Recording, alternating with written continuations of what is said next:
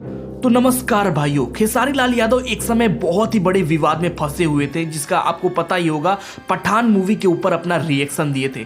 जब पठान मूवी आया था तो भाई पठान मूवी बहुत ही ज़्यादा बॉयकॉट हो रहा था, और उसका सबसे बड़ा रीज़न था भगवा रंग जो दीपिका ने पहनी थी अपने एल्बम में। लेकिन हम आपको बता दें कि वहाँ पर खेसारी लाल यादव अपना रिएक्शन दिए। इनका ये कहने का मतलब था कि भाई किसी भी कलाकार का कोई रंग नहीं होता, किसी भी कलाकार का कोई आकार नहीं होता, हम सब कलाकार हैं। इसके ऊपर रिएक्शन दिए थे पठान मूवी के ऊपर।